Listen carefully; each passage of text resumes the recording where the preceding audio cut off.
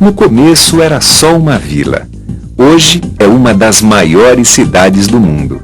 Por mais difícil que seja acreditar, São Paulo permaneceu pequena até a metade do século XIX, quando a riqueza da economia cafeeira e a industrialização provocaram seu rápido crescimento.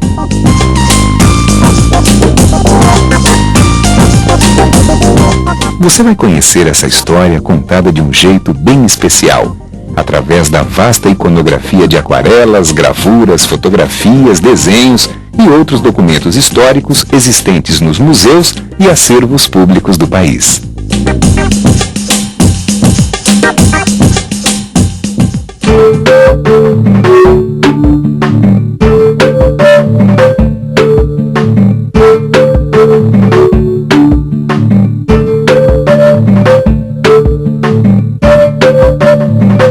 Difícil imaginar, mas a cidade de São Paulo nasceu tímida no alto de uma colina chamada Piratininga. O ano era 1554.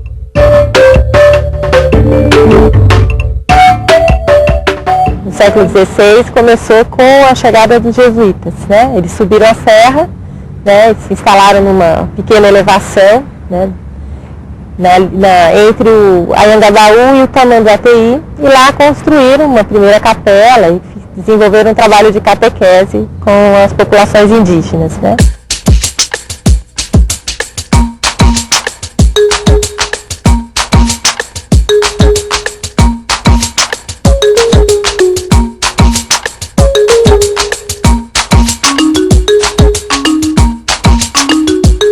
Meu nome é Eduardo Ortega. Eu sou fotógrafo, professor universitário de fotografia, paulistano e morador da cidade de São Paulo. A gente está aqui no pátio do colégio, onde a cidade de São Paulo nasceu. Em todo o território brasileiro, a Ordem dos Jesuítas foi a grande responsável pela catequese dos índios.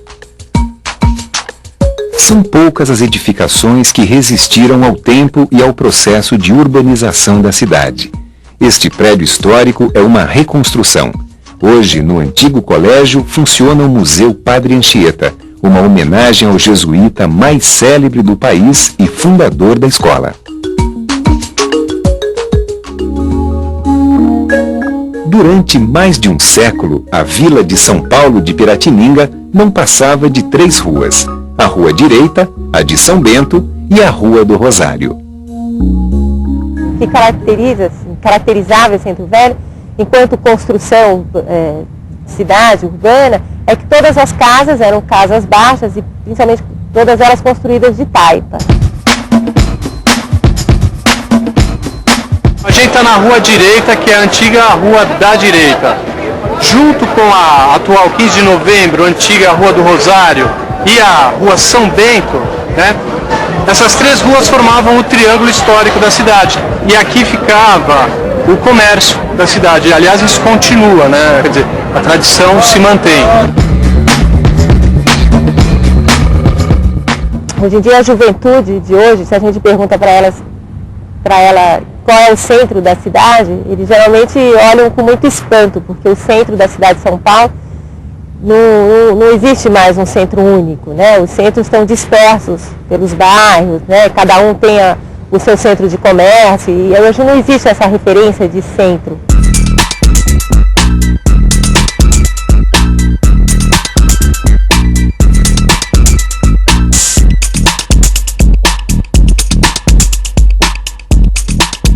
Se a gente não tem essa memória da cidade de Taipa, nesse centro antigo de São Paulo hoje, a gente tem espalhados pela cidade algumas dessas antigas construções do século XVII e XVIII, que uma delas, por exemplo, é a Casa do Bandeirante, né, que foi construída de uma construção feita de taipa, que até hoje está lá e que é exemplo de uma arquitetura que fez parte de um período da história paulista.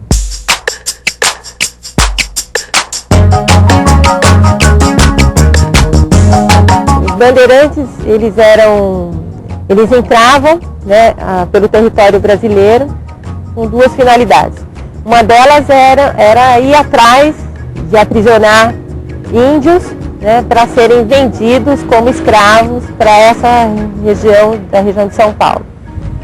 E outra finalidade era ir atrás de possibilidades de desbravamento para procurar riquezas, né? Existia uma série de lendas, de histórias que o território tinha ouro, pedras preciosas.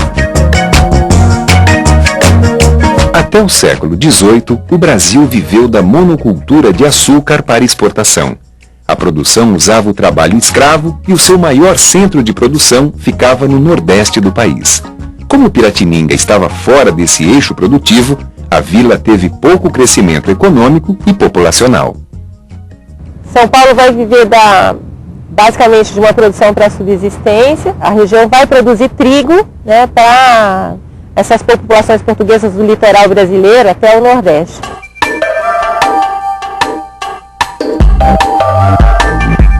A princípio, a descoberta de ouro em Minas Gerais paralisou ainda mais o desenvolvimento da região. Os paulistas, né, que foram os primeiros a se fixarem na região de Minas Gerais, eles se achavam donos do território e chegaram a entrar em conflitos com os portugueses, com os novos portugueses que vinham atrás, né, do enriquecimento rápido pelo ouro. E esses embates levou a uma série de mudanças, né, da história brasileira e dessa região. A primeira foi a separação da capitania. Era uma grande capitania, Rio, São Paulo, Minas Gerais, uma grande capitania, que foi subdividida, né? Então ficou Rio de Janeiro, Minas Gerais e São Paulo, capitanias distintas. São Paulo foi elevada à cidade em 1711 por conta disso, por conta dessa divisão. E ao mesmo tempo levou a um confronto entre os paulistas e essa nova população portuguesa, que é a famosa Guerra dos Emboabas, né? E que quem acaba perdendo são os próprios paulistas. A situação socioeconômica de São Paulo piorou em 1758, quando o Marquês de Pombal proibiu a escravidão indígena, que era a grande fonte econômica de muitos bandeirantes e mão de obra empregada na economia paulista. Do ponto de vista das populações indígenas, eles foram os grandes destruidores das nações indígenas aqui nessa região. No final do século XVIII, São Paulo passou por um lento crescimento econômico envolvendo sua economia agrícola e a criação de moares para abastecer a região mineradora. O relato de viajantes, como Aires do Casal, feito no início do século XIX, descreve um povoado construído com casas de taipa e de vida bastante bucólica. As ruas são calçadas espaçosas e boas. Os edifícios são de taipa e, como a terra tem grande tenacidade e é bem pilada, duram muitos anos. Outro cronista da cidade imperial, Quider, escreve: as sacadas são os lugares prediletos, tanto de homens como das mulheres, que aí vão gozar o frescor da manhã e da noite, ou assistir à passagem de procissões, ou ainda de qualquer ocorrência que desperte a atenção. Infelizmente essa cidade antiga, essa cidade de Taipa, hoje não existe mais, né? Ela toda foi destruída nos processos de reconstrução da cidade, né?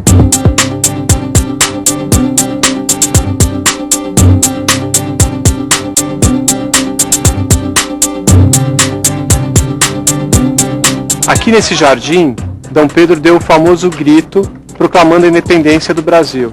E lá atrás, no museu, hoje em dia está guardado muito da história de São Paulo e do Brasil. Fazer a independência do Brasil era uma necessidade política, econômica e administrativa. O 7 de setembro de 1822 tornou-se uma das datas mais importantes da história do país. O Brasil estava determinado a seguir seu próprio destino, separando-se de Portugal. A independência ter ocorrido, por exemplo, de Dom Pedro ter feito proclamada a independência, né, no Riacho do Ipiranga, transformou São Paulo, né, num centro dessa história nacional. Na metade do século XIX, outra atividade econômica começava a surgir com muita força perto de São Paulo, impulsionando seu crescimento: a monocultura do café.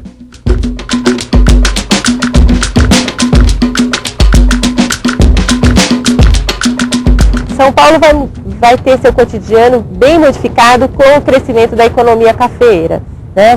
São Paulo vai enriquecer, as fazendas vão prosperar no Vale do Paraíba, depois vão se expandir para o Oeste Paulista, e os fazendeiros, a partir das últimas 2 décadas do século XIX, vão começar a construir as suas casas e trazer as suas famílias para a cidade de São Paulo, né?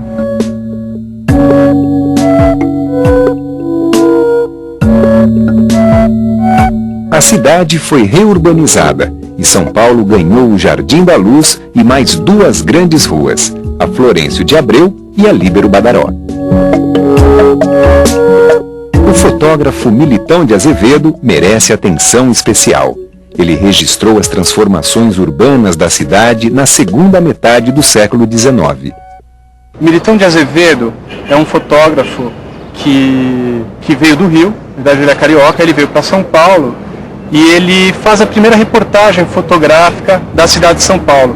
E ele está documentando o final da cidade colonial, porque logo depois a cidade começa a se transformar fortemente em direção a uma metrópole que a gente conhece hoje em dia.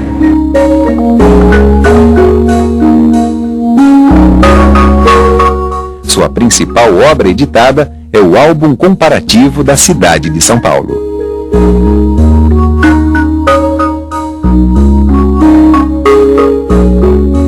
Então tem uma importância fundamental para São Paulo, para você ver de onde veio a cidade, como ela era, senão a gente não teria a menor noção. A gente nasceu nessa cidade grande, a gente podia acreditar que a cidade sempre foi assim. Além das fotos da cidade e seus logradouros, Militão trabalhou como retratista, fazendo milhares de retratos. Esses trabalhos foram revolucionários ao tratar com igualdade nobres e servos, colocando-os frente ao mesmo fundo e vestidos com as mesmas roupas, sem os preconceitos tão comuns àquela época.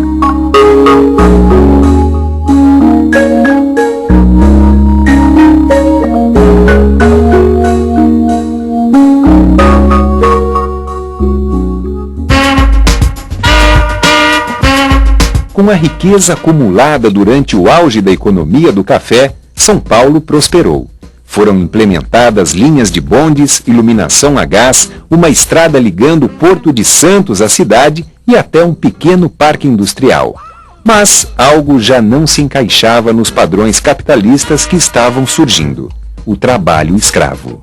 O Brasil é um dos últimos países que permanecem com uma mão de obra escrava e permanece até 1888, recebendo inúmeras pressões de vários países do mundo que pressionam para a libertação dos escravos, não só do ponto de vista de direitos, de humanidade, mas principalmente em função de uma economia capitalista que se alimenta com a presença fundamentalmente de um trabalhador livre. São Paulo vai viver esse grande dilema. Como fazer a passagem dessa transição, dessa mão de obra escrava para uma mão de obra livre? Desde meados do século XIX, alguns fazendeiros começaram a investir na força de trabalho de imigrantes europeus em substituição aos escravos africanos. Em 1888, foi decretado o fim da escravatura. Com a abolição, o governo passou a intensificar a política de imigração.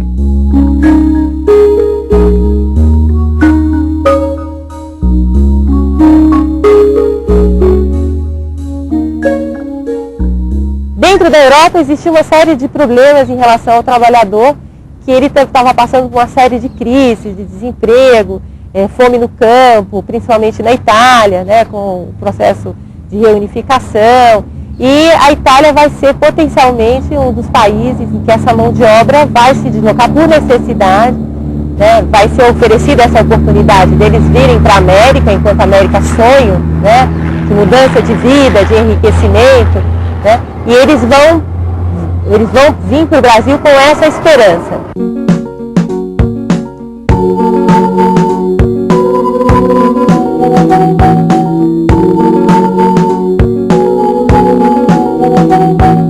alguns tentam permanecer na cidade, alguns deles por terem mão de obra especializada, serão artesãos. Alguns imigrantes já chegam aqui com capitais e vão ser também os pioneiros em algumas indústrias, principalmente indústrias alimentícias em São Paulo, né, que é a história, por exemplo, da família Matarazzo, que vão enlatar as banhas, né, e vão vender as banhas, né, e que vão prosperar. E a cidade, com essa presença desses imigrantes, vai mudar. Os bairros que vão abrigar essas populações de imigrantes também crescem, como é o caso do Bom Retiro, né, do Bexiga, que vai para o Bexiga até hoje. É um bairro considerado um bairro de italianos, por conta dessa história da concentração de uma população de imigrantes italianos na cidade de São Paulo. Vai receber também imigrantes de outros lugares do mundo, como muitos japoneses.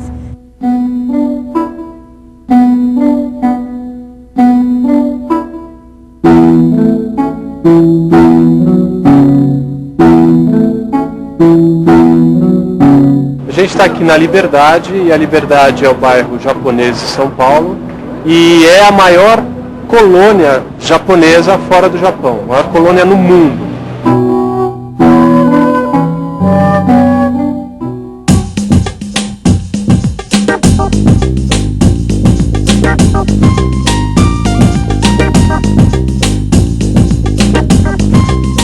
Na passagem do século XIX para o XX, com a crescente industrialização da economia, São Paulo começou a desempenhar o papel de polo industrial do país. Os imigrantes italianos assumiram a liderança da forte e politizada classe trabalhadora paulista. Se fala muito, alguns historiadores registram uma preocupação da própria cidade, que vai considerar que a cidade passa a ser ruidosa, né?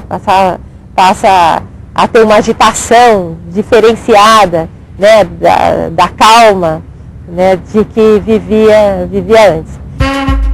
Deste período, herdamos importantes espaços, construções e serviços para a cidade.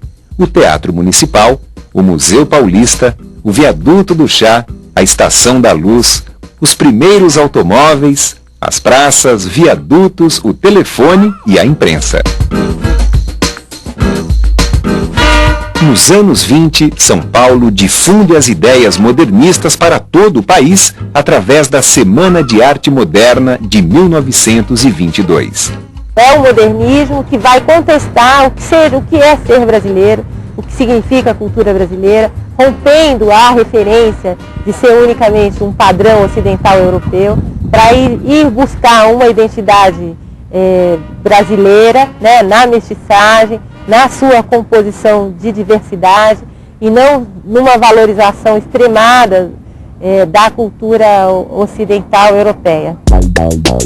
Na década de 30, a cidade passa pelo processo de verticalização que trouxe o primeiro de muitos edifícios, o Martinelli.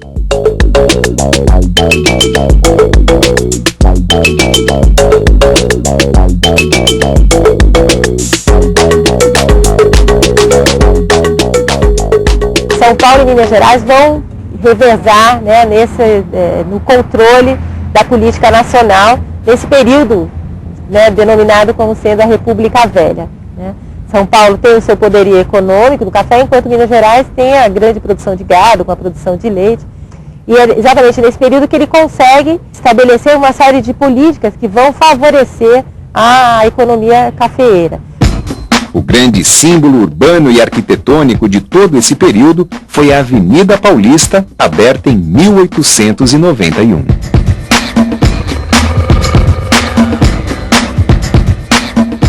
Com o fim da República Velha, São Paulo vê o seu poder econômico, o seu poder político desestabilizado e, frente à presença fundamentalmente de Getúlio, né, que vai representar outras facções nacionais, e vai acabar se rebelando em 1932 com a Revolução Constitucionalista. Esse movimento se opunha à nomeação por Getúlio Vargas de um interventor para governar São Paulo, exigindo a convocação de uma constituinte. Em 1932, as forças paulistas foram derrotadas pelas tropas do governo federal. Mas um ano após, em 1933, o governo decretou a convocatória de uma eleição constituinte. Com o fim da República do Café com Leite e por ter perdido a Revolução Constitucionalista, né, de 1932, São Paulo fica querendo abrir espaços para que pudesse novamente ganhar esferas nacionais, né? Em meados do século XX, a criação da Universidade de São Paulo, do Museu de Arte, o MASP, a ampliação do Parque Industrial e a implantação da primeira televisão brasileira foram iniciativas que marcaram o grande desenvolvimento da capital paulista.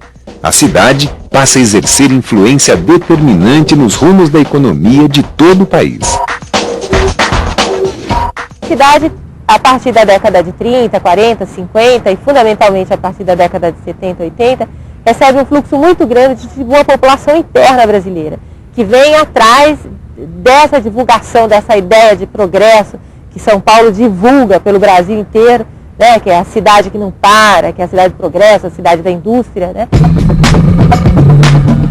São Paulo se expande de modo intenso e descontrolado para suas periferias. As cidades operárias de Santo André, São Bernardo, São Caetano e Diadema, o cinturão ABCD, são exemplos desse processo desordenado de inchamento urbano.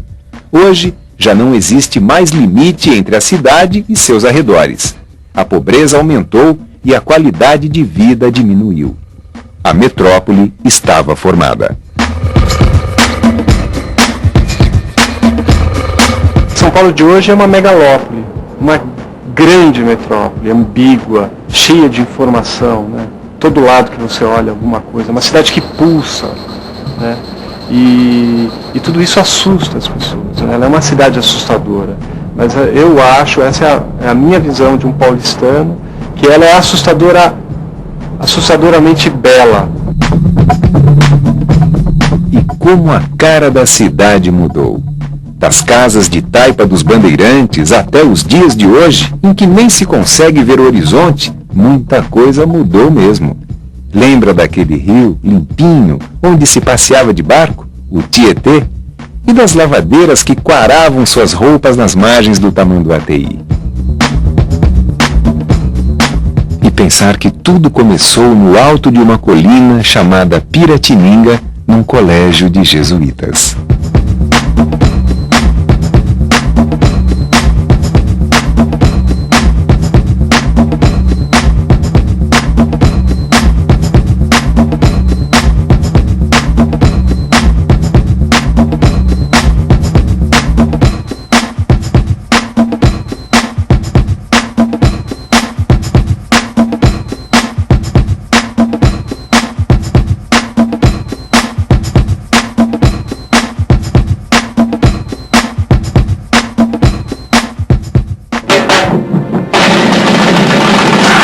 Brasil, um país de todos.